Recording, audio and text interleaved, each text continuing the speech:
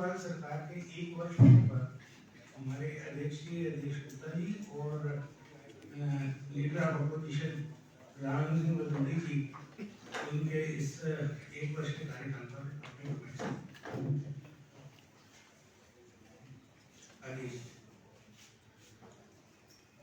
नमस्कार। आप सभी को वसंत पंचमी की सरस्वती पूजा की बहुत बहुत हार्दिक शुभकामनाएं। आज हमारी इस प्रेस वार्ता में उपस्थित विधानसभा में प्रतिपक्ष के नेता माननीय श्री रामवीर सिंह बिदुड़ी जी, हमारे मीडिया रिलेशन विभाग के प्रमुख श्री प्रवीण शंकर कपूर जी, प्रवक्ता आदित्य झा जी और अनिल वर्मा जी, यहाँ उपस्थित सभी मीडिया के बंधुओं, फोटोग्राफर साथियों, भाई और बहनों, जैसा अभी बताया कि आज दिल्ली सरकार, अरविंद केजरीवाल जी की सरकार का 1 साल हुआ है। और जब हम 1 साल के इस सफर की बात करते हैं तो उसमें सिर्फ और सिर्फ नाकामी के सिवा और कुछ नहीं। अगर कोई एक अचीवमेंट की बात करते हैं तो अचीवमेंट में बड़ा 0 आता है। और अगर हम मैथमेटिकल रूप से 0 कहें तो 0 से भी दिल्ली को 0 से भी पीछे ले जाने का काम अरविंद केजरीवाल ने 1 साल में किया। किसी भी सरकार का एक काम होता है कि वो नागरिकों को सुविधाएं देना, दिल्ली का विकास करना। वो तो बहुत दूर की बात है, लेकिन जिस समय दिल्ली में, देश में, दुनिया में कोविड जैसा संकट आया, उस समय भी आम आदमी पार्टी और दिल्ली के मुख्यमंत्री का एक्ट सब लोगों ने देखा है। वो अक्सर प्रेस कॉन्फ्रेंस करते हुए दिखे थे, उनके नेता बयान देते हुए दिखे थे, लेकिन कहीं भी मदद की बात हो, कहीं दिल्ली वासियों को इस कोविड संकट में आगे बढ़कर उनकी अस्पतालों में मदद की बात हो, उनमें से कोई भी एक काम दिल्ली सरकार ने नहीं किया। सरकार का जो मुख्य जिम्मेदारी होती है कि ऐसे संकट के समय में उनको सहायता पहुंचाए, उनको स्वास्थ्य सुविधाएं दे। और शायद ये बात मैं एक राजनीतिक दल के प्रमुख होने के नाते, विपक्षी दल के प्रमुख होने के नाते कह रहा हूं, ये बात कोर्ट ने, माननीय अदालत ने भी उनको 3-3, 4-4 बार फटकार लगाई कि दिल्ली के अंदर जो स्वास्थ्य व्यवस्थाएं हैं वो सुधरनी चाहिए, यहाँ पर टेस्टिंग होनी चाहिए, यहाँ पर अस्पतालों में मरीजों का इलाज होना चाहिए, यहाँ पर अस्पतालों में मरीजों को बेड्स की संख्या चाहिए, आईसीयू बेड चाहिए, ऑक्सीजन सिलेंडर चाहिए। वो सारी व्यवस्थाओं पर 1 बार, 2 बार, 3 बार, 4 बार कोर्ट ने फटकार लगाई। मुझे ध्यान है वो दिन भी, आपको भी ध्यान होगा, जब दिल्ली के उप मुख्यमंत्री, जो सरकार का काम है लोगों की मदद करके ढांढस बनाना, उस समय उप मुख्यमंत्री जी बाहर आके वो कह रहे थे कि आप दिल्ली वालों को इतना भयभीत कर रहे थे कि कोरोना का संकट और कहर इतना बढ़ने वाला है कि आने वाले 30 सितंबर को दिल्ली के अंदर 5 लाख केस हो जाएंगे। आप सोचिए, मुझे ध्यान है, मेरे पास एक वो तारीख हमें याद है कि किस तारीख को अरविंद केजरीवाल ने क्या कहा था, किस तारीख को उनके मंत्री सत्येंद्र जैन ने क्या कहा था, किस तारीख को उनके मंत्री उप मुख्यमंत्री मनीष सिसोदिया ने क्या कहा था। और उसके बाद दिल्ली में जो भय का वातावरण हुआ वो सब लोगों ने देखा, वो भय का मंजर देखा कि जब दिल्ली से लोग भागना शुरू हो गए, दिल्ली से पलायन शुरू हो गया था। और उस पलायन में इनकी भूमिका थी, आम आदमी पार्टी की भूमिका थी। इन्होंने अफवाहों का उस समय बाजार गर्म किया जिससे दिल्ली से लोग भागने लगे। और उस समय भी अगर कोई आगे मदद के लिए आए थे तो केंद्र सरकार आई थी और भारतीय जनता पार्टी के कार्यकर्ता आए थे।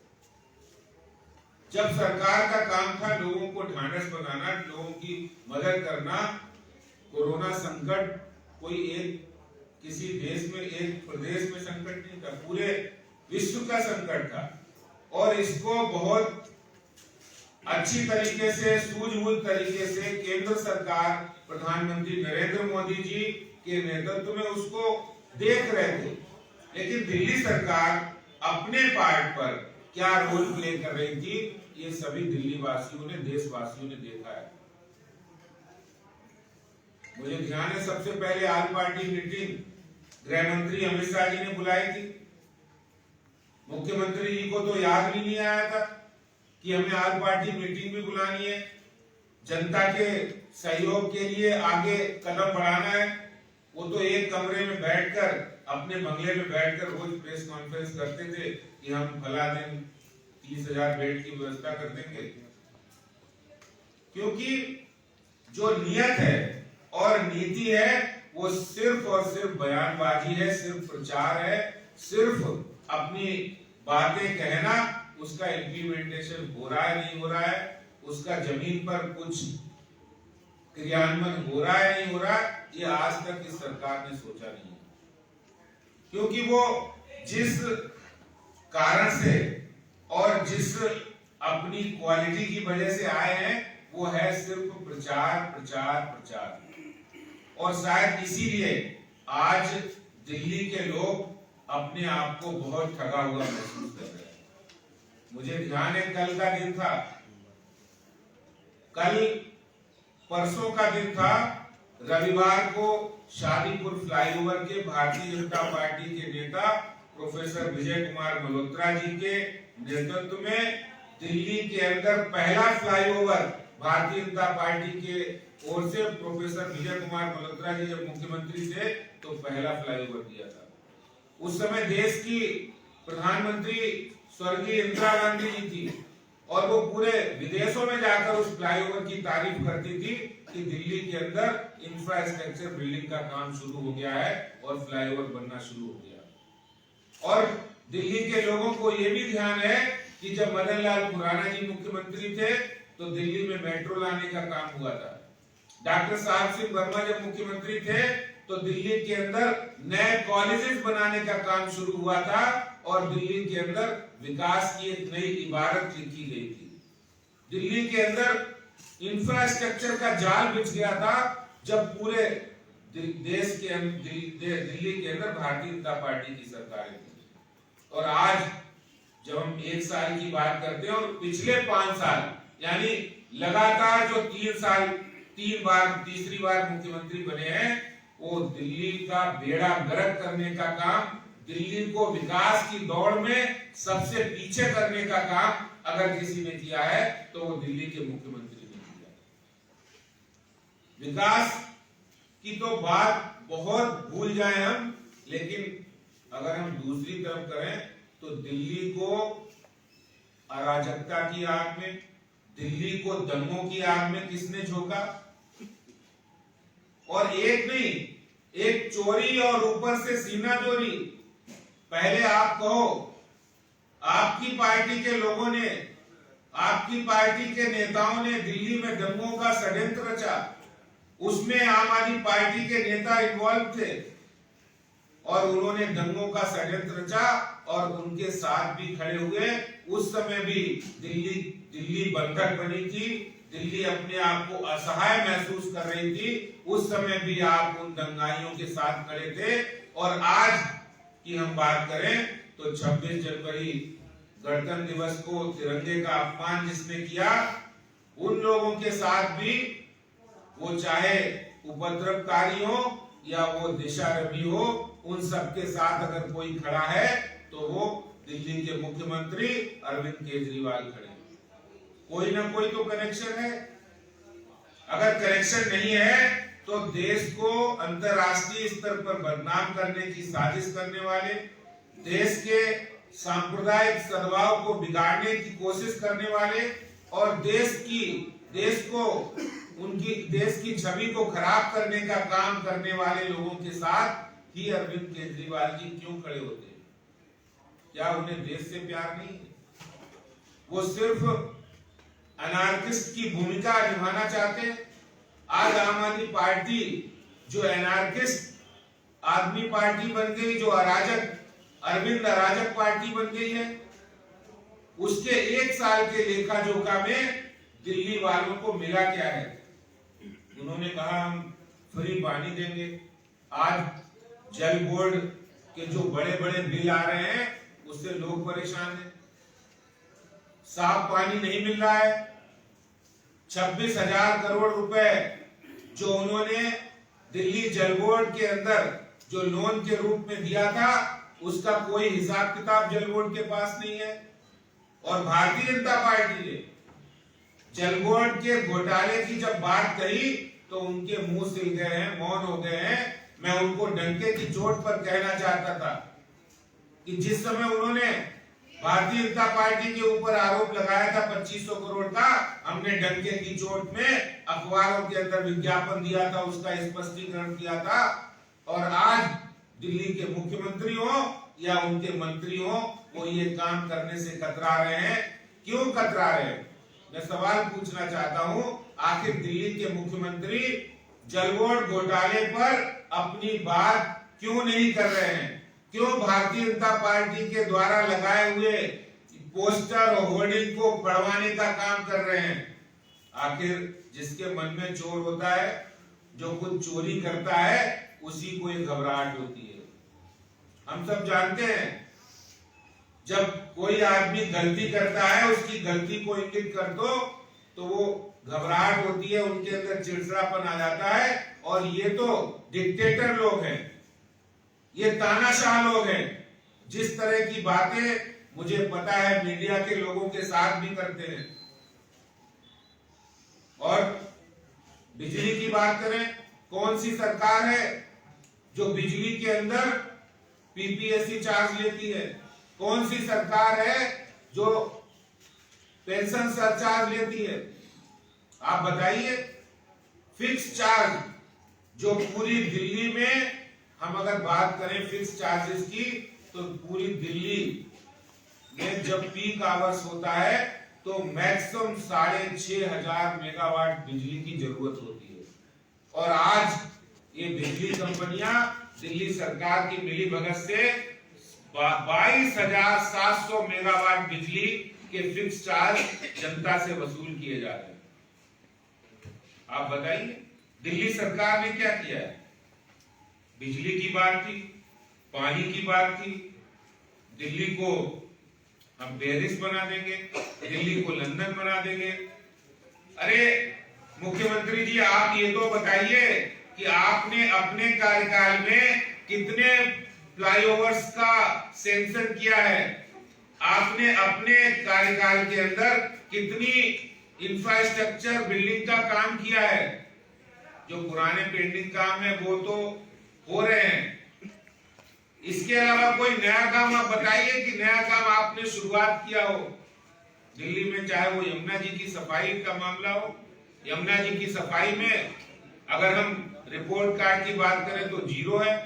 इन्होंने ही कहा था कि हम दिल्ली में सब लोगों को यमुना जी में डुबकी लगा देंगे, एक साफ सुथरी नदी बनाएंगे और यमुना जी के, दिल्ली के सब लोगों को यमुना जी में डुबकी लगाकर उनको पवित्र करेंगे। लेकिन आज यमुना जी के हालात क्या है? आज उसके कारण से पॉल्यूशन कितना बढ़ रहा है। आप पॉल्यूशन पे भी काम नहीं किया। आपने पॉल्यूशन पर जो 24 घोषणाएं की थी 2018 में, उन घोषणाओं में एक भी घोषणा पर अमल हुआ तो बताइए आप। आपने कहा था 1000 इलेक्ट्रिक बसें आएंगी, आपने कहा था कि 6 करोड़ पौधे लगेंगे, आपने कहा था लास्ट मील कनेक्टिविटी होगी, आपने कहा था कि सोलर पैनल, सोलर एक्टिविटी बढ़ेगी, लेकिन कोई भी तो काम बताइए। जो इतने बड़े बड़े एडवर्टीजमेंट दिए हैं, अरे दिल्ली की जनता की टैक्स की कमाई का बेजा इस्तेमाल बंद कीजिए। सही मायने में जो दिल्ली की जनता को जरूरत है काम करिए। आप कह रहे हैं जहां झुग्गी वही मकान, ये कहते हुए उन्हें शर्म नहीं आ रही है? ये जहां झुग्गी वही मकान, ये प्रधानमंत्री मोदी जी की योजना है, और प्रधानमंत्री जी की इस योजना को पूरे 3 साल रोक कर रखने का काम जिसने किया था वो अरविंद केजरीवाल है, और आज अखबारों में विज्ञापन दे रहे हैं। दिल्ली के 1731 कॉलोनी की अनऑथराइज को रेगुलाइज करने का काम प्रधानमंत्री जी ने किया है, और वो उसको रोकने का काम पूरे 4 साल केजरीवाल ने किया था। तब जाके डीडीए के हाथ में वो काम देकर केंद्र सरकार की ओर से वो काम हुआ था। प्रधानमंत्री आवास योजना को इन्होंने दिल्ली में रोका, प्रधानमंत्री आयुष्मान योजना को दिल्ली में रोक के रखा। आखिर गरीबों का इलाज अगर केंद्र सरकार कर रही है तो आपको क्या ऐतराज है? ये काम जो गरीबों के, जो जनता के हित के काम थे, उन कामों को रोककर सिर्फ और सिर्फ दिल्ली के अंदर अराजकता फैलाना, दंगे करना। जो लोग दंगे करते हैं, जो अराजकता फैलाते हैं, उनको ट्यून करने के लिए आपके पास समय ही समय है। उनके लिए आप कहीं भी चले जाओगे, उनके लिए आप झारखंड चले जाओगे, उनके लिए आपको दिशा रवि भी दिख जाएगी, और एक रिंकू शर्मा अगर हमारा दिल्ली का बेटा मरता है 5 किलोमीटर दूर, तो वहां आपको जाने की फुर्सत नहीं है। ये कौन सी दिल्ली आप देना चाहते हो? मैं आप लोगों के माध्यम से ये पूछना चाहता हूं दिल्ली के मुख्यमंत्री से, आखिर दिल्ली देश की राजधानी है, जहां हर किसी को साफ पानी, साफ हवा और सस्ती बिजली की वादा जो आपने किया था, और पानी फ्री देने का वादा किया था, मैं आपसे पूछना चाहता हूं कि दिल्ली का कोई नागरिक आकर बताए जिसको 20,000 लीटर पानी, आपने कहा था, कितने कहा था, 20,000 लीटर पानी फ्री देंगे।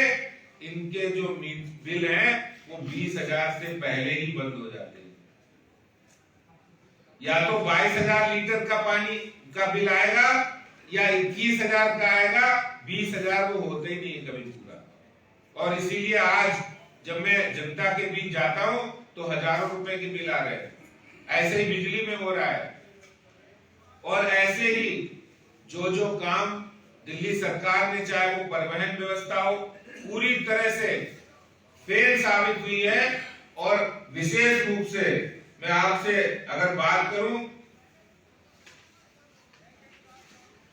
एक दिल्ली नगर निगम अगर वो काम करता है तो उनके साथ भी आप सौतेला व्यवहार, बताइए आप कौन सी ऐसी सरकार है जो अपने ही प्रदेश के नागरिकों के साथ सौतेला व्यवहार करे, अपने ही प्रदेश के सफाई कर्मियों के साथ सौतेला व्यवहार करे, और वो भी सिर्फ इसलिए कि यहाँ पर भारतीय जनता पार्टी के लोग हैं।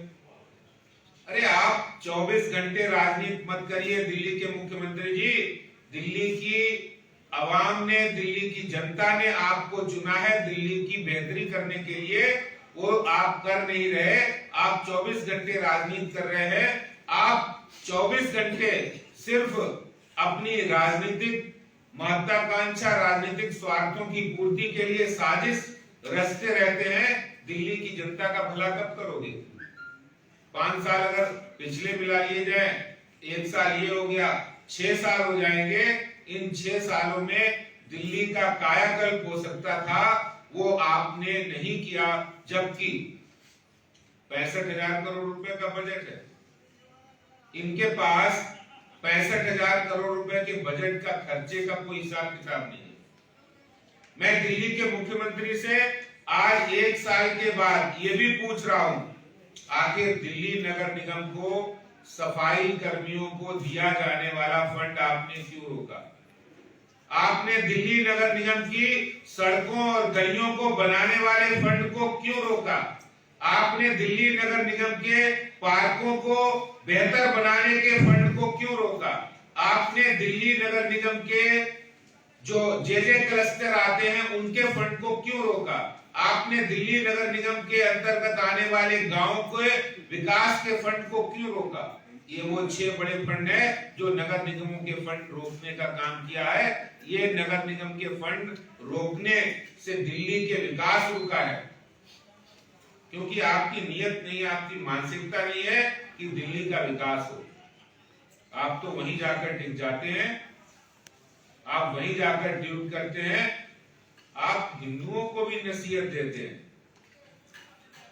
जिस समय किसी एक विशेष संप्रदाय के व्यक्ति की मौत होती है तो हिंदुओं को भी नसीहत देते हैं, लेकिन जब रिंकू शर्मा मरता है, जब ध्रुव त्यागी मरता है, जब डॉक्टर नारद की मौत होती है तो आपके मुंह से एक शब्द नहीं निकलता है। आखिर 1 साल के बाद आप दिल्ली की जनता, दिल्ली का समाज आपसे सवाल पूछ रहा है, मुख्यमंत्री जी आप कब सुधरोगे? आप कब दिल्ली को विकास के रास्ते पर ले जाओगे? ये दिल्ली की जनता बाट जो रही है कि दिल्ली विकास के रास्ते पर अपनी ऊंचाइयां छुएगा। और मैं आप लोगों के माध्यम से एक बात कहना चाहता हूं, मुख्यमंत्री जी, हम भारतीय जनता पार्टी आपको कतई बिल्कुल दिल्ली की जनता, दिल्ली के विकास के लिए आप काम करिए, नहीं तो हमारा संघर्ष का रास्ता तैयार है और हम दिल्ली की जनता की आवाज उठाते रहेंगे। 1 साल जो आपने किया है, दिल्ली बेहाल की है, इसके खिलाफ हमारा संघर्ष जारी रहेगा। आप चाहे कितनी भी बातें बना लीजिए, आपको हम छोड़ने वाले नहीं है। इसलिए मैं आज 1 साल के रिपोर्ट कार्ड पर दिल्ली की सरकार को, दिल्ली के मुख्यमंत्री को 0 नंबर देते हुए अपनी बात समाप्त करता हूं और ये कहना चाहता हूं कि दिल्ली जो देश की राजधानी है, वहां पर काम करने की जरूरत है। जो पहले भारतीय जनता पार्टी की सरकारों ने काम किया, उनको आगे बढ़ाने की जरूरत है। यही बात मैं आज की इस प्रेस वार्ता में कहना चाहता हूं। बहुत बहुत आपका धन्यवाद। आप लोगों ने बहुत अच्छी तरीके से सुना है। मुख्यमंत्री जी अक्सर लोकतंत्र के चौथे स्तंभ के पास भी फोन करते हैं और फोन करके वो ये कहते हैं कि दिल्ली भारतीय जनता पार्टी के अध्यक्ष की आवाज दबाइए आप। ये बहुत बोल रहे हैं, ये हमारे खिलाफ कैसे बोल रहे हैं? ये हमारे खिलाफ कैसे बोल सकते हैं?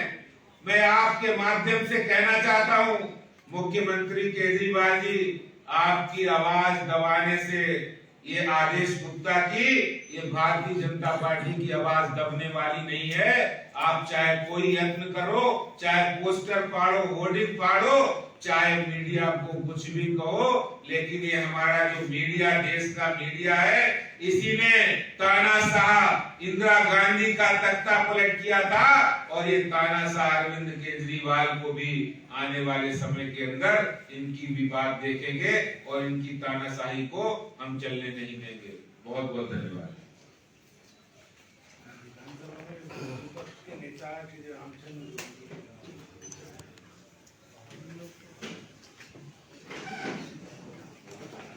दिल्ली प्रदेश भाजपा के सम्मानित अध्यक्ष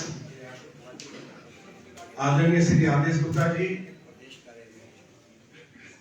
दिल्ली प्रदेश भाजपा में जो मीडिया का कार्य देख रहे हैं हमारे कपूर जी, वर्मा जी, झा जी, इस प्रेस वार्ता में सम्मिलित हुए सभी सम्मानित साथियों, आदरणीय अध्यक्ष जी ने अरविंद केजरीवाल की सरकार की 1 साल की जो परफॉर्मेंस रही है उस पर चर्चा की है। मैं अध्यक्ष जी आपकी अनुमति से अरविंद केजरीवाल की सरकार की 6 साल की जो परफॉर्मेंस है, मैं तो आज उस पर आप सभी के साथ चर्चा करना चाहता हूं। जहां तक ट्रांसपोर्ट की बात अध्यक्ष जी ने कही है, दिल्ली के मुख्यमंत्री अरविंद केजरीवाल जी पिछले 6 सालों से कह रहे हैं कि हम दिल्ली की सड़कों पर 11,000 डीटीसी की बसें उतारेंगे। वो 6 साल में एक भी डीटीसी की बस नहीं खरीद पाए। अरविंद केजरीवाल जी ने कहा कि हमारे मुख्यमंत्री बनने के बाद मेट्रो का जो काम है वो समय पर होगा। जो 4th फेज 2017 में पूरा हो जाना चाहिए था, वो अभी शुरू हुआ है। मेट्रो उसका कार्य इनके मुख्यमंत्री रहते हुए डिले हुआ है। तीसरी बात है पॉल्यूशन की। बहुत सारे दुनिया भर के एक्सपर्ट्स ने कहा है कि दिल्ली जो है, जो हिंदुस्तान की राजधानी है, और दुनिया में जितनी भी जिन देशों की जो भी राजधानियां हैं, सबसे ज्यादा पॉल्यूटेड राजधानी दिल्ली है। दिल्ली दुनिया की सबसे मोस्ट पॉल्यूटेड सिटी घोषित कर दी गई। ये अरविंद केजरीवाल के मुख्यमंत्री रहते हुए हुआ है। चौथी बात, अध्यक्ष जी ने कोरोना के बारे में आपको बताया। कोरोना ने 2 बार दिल्ली के लोगों के ऊपर हमला किया, और दोनों बार भारत के माननीय प्रधानमंत्री श्री नरेंद्र मोदी जी के मार्गदर्शन में दिल्ली के गृह मंत्री जी ने अपने हाथ में इसकी बागडोर ली, और कोरोना महामारी के ऊपर काबू पाया गया। नए नए हॉस्पिटल्स भी खोले गए। पैरामिलिट्री फोर्सेस के जो हमारे मेडिकल स्टाफ है उनको भी बुलाया गया, और जो प्राइवेट हॉस्पिटल्स में लूट हो रही थी उसको भी उन्होंने बंद करवाया। और दिल्ली सरकार को, चाहे वो पीपी किट हो, चाहे जो भी कोरोना महामारी को रोकने के लिए जिन चीजों की जरूरत थी, वो मोदी जी की सरकार ने उपलब्ध कराई। पानी की बात आदरणीय अध्यक्ष जी ने आपके सामने कही है।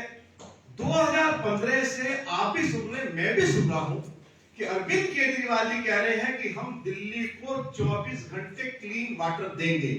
आज दिल्ली की 30% आबादी को पीने का पानी नहीं मिल रहा है।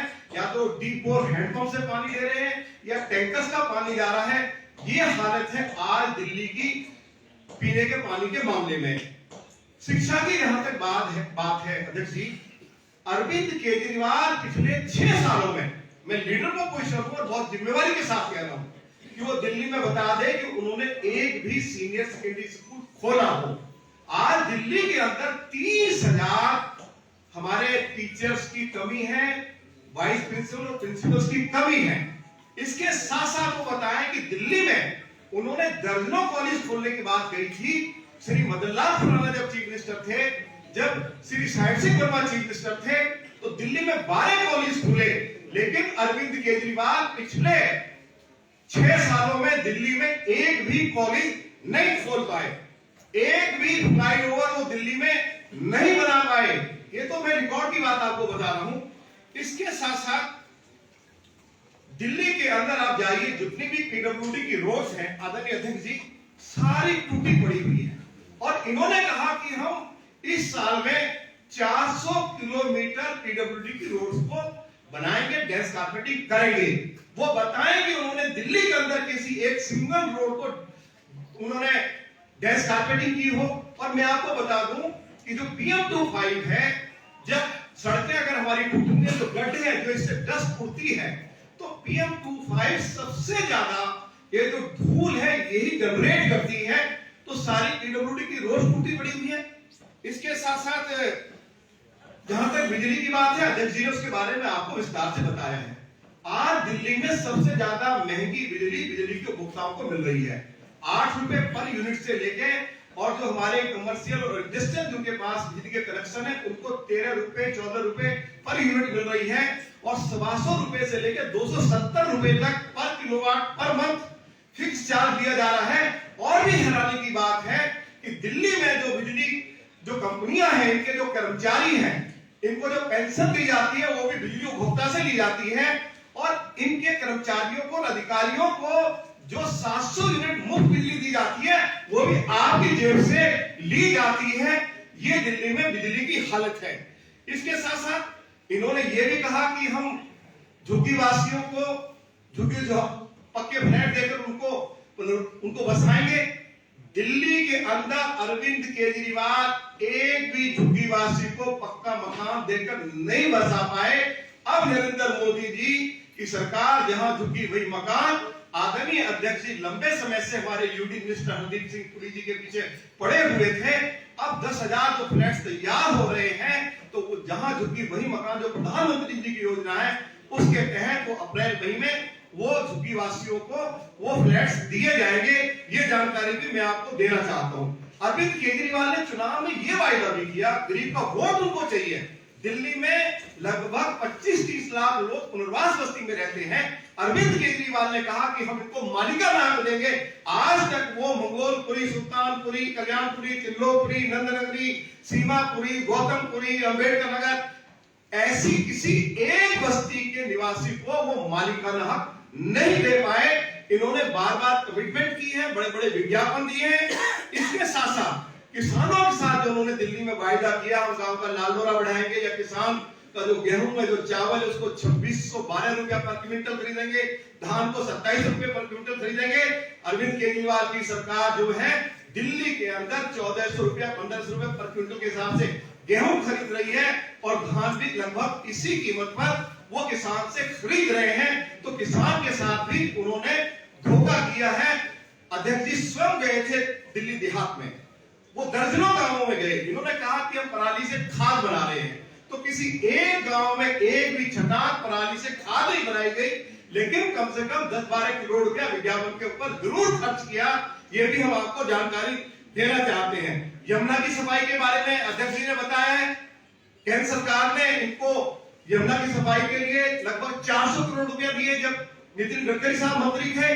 तो उस तरफ भी इन्होंने कोई कदम नहीं उठाया है। और अध्यक्ष जी ने बिल्कुल ठीक कहा, आयुष्मान भारत योजना दिल्ली में लागू हो, यदि गरीब आदमी बीमार हो जाए तो 5 लाख रुपए तक का मोदी जी की सरकार के द्वारा उनका मुफ्त इलाज हो सके। यह मुद्दा हमने सभी भाजपा के विधायकों ने आदरणीय अध्यक्ष जी के आदेश पर विधानसभा में उठाया था। और दिल्ली के जो डिप्टी चीफ मिनिस्टर है उन्होंने घोषणा की थी हाउस के अंदर कि हम दिल्ली के अंदर आयुष्मान भारत योजना को लागू कर रहे हैं, लेकिन नहीं की। प्रधानमंत्री आवास योजना लागू करनी थी, नहीं की, जिससे कि गरीबों को मकान बनाने के लिए कम से कम मोदी जी की सरकार से 4 लाख रुपए की आर्थिक सहायता मिल जाती। इनको हमने कहा कि आप शौचालय बनाने की अनुमति दे दीजिए भारत सरकार को, कम से कम एक व्यक्ति को मोदी जी की सरकार की ओर से कम 40,000 रुपए की आर्थिक सहायता मिल जाएगी। तो इन्होंने केंद्र सरकार को गरीबों के लिए शौचालय बनाने की भी अनुमति नहीं दी। ये इनका रिकॉर्ड है। और दूसरी तरफ अध्यक्ष जी मैं जरूर कहना चाहता हूं, इस संकट की घड़ी में मैं देश के प्रधानमंत्री आदरणीय मोदी जी के प्रति आभार व्यक्त करना चाहता हूं कि उन्होंने लगातार इस कोरोना महामारी के चलते दिल्ली के 72 लाख गरीब लोगों को 8 किलो गेहूं, 2 किलो चावल, 1 किलो चना मुफ्त दिया। जनधन खाते में 500 रुपए डाले। जो हमारे सीनियर सिटीजन हैं, बेसहारा विधवा हैं या दिव्यांग हैं, उनके खातों में 1,000 रुपए पेंशन डाली गई। जो दिल्ली के अंदर लाखों गरीब महिलाएं हैं उनको मुफ्त रसोई गैस सिलेंडर दिया गया है। और दिल्ली के अंदर जो 10 लाख लोग बेचारे जो रहते हैं, जो पुनर्वास बस्ती या नक्सलाइट कॉलोनी झुग्गी झोपड़ी में रहते हैं, लेकिन ठोका पटड़ी पे अपना के सहारे अपना गुजर बसर करते हैं, आज मोदी जी की सरकार उनको भी अपना कारोबार वो ठीक से कर सके 10-10 हजार रुपए की आर्थिक सहायता मोदी जी की सरकार की ओर से दी जा रही है। किसानों के खाते में 2-2 हजार रुपए डाले गए। कोरोना संकट में जो प्रवासी श्रमिक दिल्ली छोड़ के जा रहे थे, मोदी जी की सरकार ने उनकी जाने के लिए मुफ्त रेल की व्यवस्था की। एक तरफ ये है मोदी जी की सरकार और दिल्ली के चारों तरफ पेरिफेरल रोड बनाई। अरविंद केजरीवाल कहते थे, मेरे पास रिकॉर्डिंग है कि दिल्ली में जो बाहर से ट्रक्स आते हैं, इससे दिल्ली में 46% पोल्यूशन बढ़ जाता है। अरविंद केजरीवाल की सरकार ने पेरिफेरल रोड बनाने के लिए एक सिंगल पैसा नहीं दिया। 48,000 करोड़ रुपया मोदी जी की सरकार ने दिया। ये पेरिफेरल रोड बनाने के लिए, फ्लाईओवर बनाने के लिए, यमुना की सफाई के लिए और बहुत सारे एक्सप्रेस हाईवे बनाने के लिए, चाहे वो मेरठ के लिए जा रहा है, चाहे मुंबई के लिए जा रहा है, चाहे वो कालिंदी कुंज से बल्लभगढ़ के लिए जा रहा है, चाहे धौलाकुआ पे जो बहुत ज्यादा ट्रैफिक जाम रहता था वहां जो फ्लाईओवर बनाए हैं डीडीए ने और मोदी जी की सरकार ने तो बनाए हैं, परिवहन मंत्रालय ने, एनएचए मतलब नेशनल हाईवे अथॉरिटी ने, लेकिन अरविंद केजरीवाल पूरी तरह से विफल रहे हैं। और अध्यक्ष जी ने पीछे जानकारी दी कि मीडिया में, हम सब लोगों के लिए खुशी की बात है कि देश के प्रधानमंत्री आदरणीय नरेंद्र मोदी जी दिल्ली में बदरपुर में जो पावर हाउस बंद किया है उसकी 885 एकड़ जमीन पर दुनिया का सबसे बड़ा इको पार्क बना रहे, सेकंड लार्जेस्ट न्यूयॉर्क में है। और उस इको पार्क में साइकिल ट्रैक भी है, योगा सेंटर है, जॉगिंग ट्रैक है, 12-13 उसमें पार्क है, फुव्वारे हैं, चिड़ियाघर है। और वहां से जो लोग आएंगे वो हेलीकॉप्टर से आ सकते हैं, हेलीपैड बनाया जा रहा है। 885 एकड़ जमीन पर हजारों करोड़ रुपया खर्च करके मोदी जी जो है इको पार्क बना रहे हैं। मोदी जी ने दिल्ली के अंदर इंडिया गेट पर वार मेमोरियल कितना सुंदर बनाया है। तो ये सारी चीजें हम बता सकते हैं जो मोदी जी की सरकार ने दिल्ली वासियों को दी है। लेकिन अरविंद केजरीवाल के पास इन 6 सालों में कुछ भी बताने के लिए नहीं है। ये ठीक बात है, 200 यूनिट उन्होंने मुफ्त बिजली दी है, या कुछ महिलाओं के लिए डीटीसी में मुफ्त उनके सफर करने की व्यवस्था की है। लेकिन अगर कुछ दिया है तो उन्होंने पेट्रोल और डीजल पर उन्होंने 20% जो पेट्रोल पे जो वैट लगता था वो 30% कर दिया। और जो पहले इनके मुख्यमंत्री बनने से पहले जो 14% लेते थे डीजल पे वैट, उसको बढ़ाकर पहले इन्होंने 30% कर दिया, उसमें थोड़ी कमी की है। तो एक हाथ से कुछ दिया है तो दूसरे हाथ से ले लिया है। एक हाथ से कुछ अगर बिजली इन्होंने दी है 200 यूनिट, तो अपने कर्मचारियों के लिए जो बिजली कंपनी कर्मचारी है उनकी पेंशन और उनको मुफ्त बिजली हमारे बिजली उपभोक्ताओं की जेब से ये दे रहे हैं। ये है अरविंद केजरीवाल का 1 साल का नहीं 6 साल का रिकॉर्ड। यही मैं being a leader of opposition अपने आदरणीय अध्यक्ष श्री आदेश गुप्ता जी जब से वो अध्यक्ष बने हैं उनके नेतृत्व में इन सभी मुद्दों को जोरदार तरीके से उठाया गया है। और आगे भी जो उनका निर्देश होगा उनके नेतृत्व में पार्टी नहीं बल्कि भाजपा विधायक दल पूरी मजबूती के साथ अरविंद केजरीवाल के साथ संघर्ष हाउस के अंदर भी करेगा, सड़कों पर भी करेगा कि अरविंद केजरीवाल दिल्ली के लोगों से जो वायदा किया उसको पूरा करें। आप सभी का बहुत बहुत धन्यवाद।